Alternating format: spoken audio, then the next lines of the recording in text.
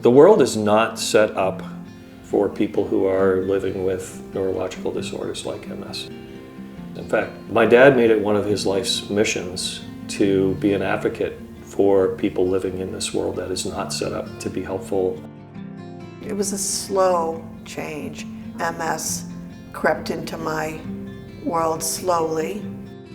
The absolute worst time for me was I was driving home from work and I could not lift my foot off the gas pedal. And it was the day I realized this is the last time I'm ever going to drive. Before I came here, I didn't shower for a couple of months. And I didn't feel comfortable in my own skin.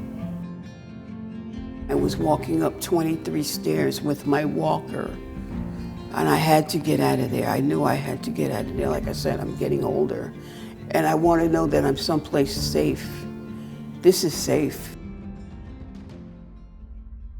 My decision to come here, I had a tough love conversation with my kids, and what became really clear to me is how much my family was worrying about me. And that really was the comment I needed to hear to confirm that this is where I need to be. It's an amazing place, just an environment of care that is all about the residents who live there, people living with MS. It's about the quality of life and their life experience that they're having, surrounded by a team of medical professionals, care professionals, therapists who are just in support of everyone living there.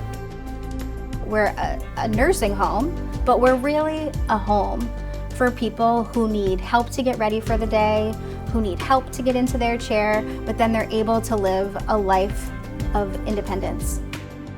When I came here, I exhaled. I was like, okay, I feel comfortable and safe. I had not felt safe at home, and feeling safe was really a big welcome relief.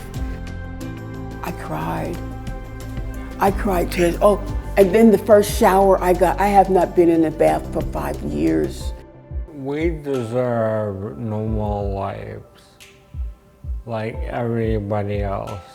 And the Boston Home, it does that. It fulfills your needs. It truly is home. Everybody has similar diagnoses, and it's important to be part of a community, sharing your story. Something as simple as being able to be in a group of people where you're talking at eye level. There's a fine line between providing care that's necessary and providing care with love and with compassion. And at the Boston Home, that line is clear as day, and they're always on the right side of it. And it's so important to families, to the person living there, but to their families, to see that.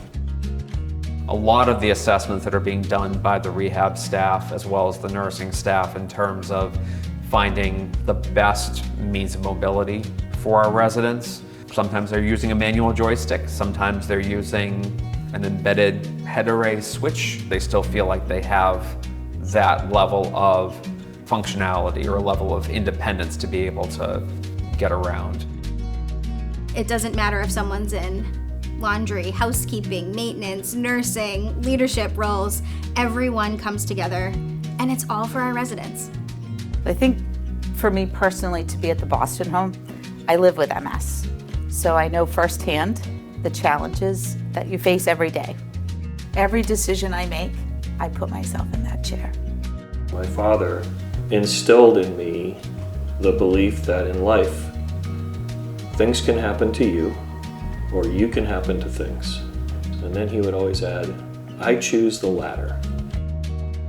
How can you keep something going that's doing so much good? When I come to work each day, lives are being changed because of the care that's being provided here. Financial sustainability.